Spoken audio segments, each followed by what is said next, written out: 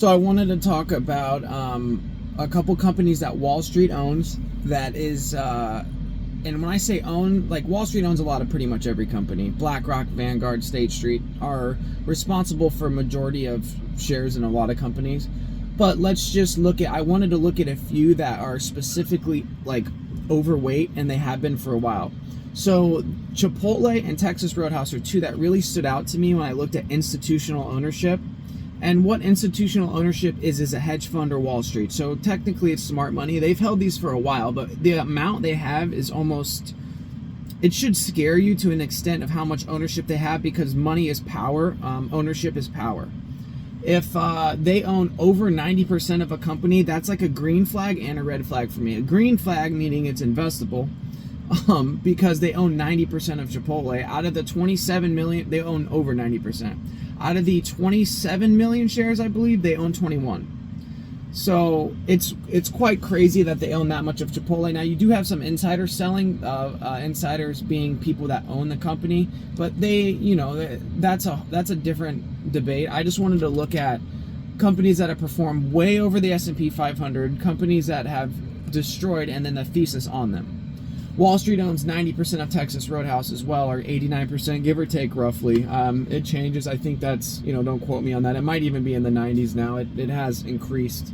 But there's some reasons for those. Two is that the price of food has skyrocketed. And as food prices increase, the returns can be, brought in. Inflation is pressed onto the customer. So as they push the price of their expenses onto the customer, and then they return an extra high return as the food prices go up. Also, Chipotle's business model is really great. It's a very small store. They pay minimally for labor.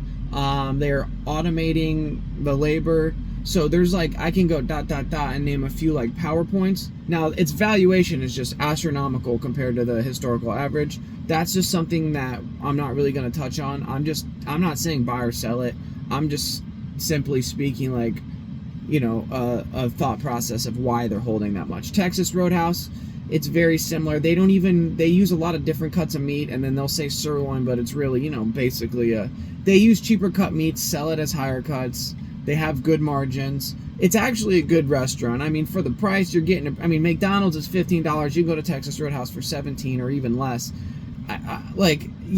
Their rolls are good, man. I mean, it's pretty simple. It's got a good business model. They let people, they pay decently well to the GMs. It's a good business model for a sit-down restaurant. Chipotle is in my opinion, the peak fast food restaurant. While they don't have any freezers, it's still not the best quality chicken. They use seed oils and stuff, but for what you're getting for $8 or $9, it's a cut above the rest.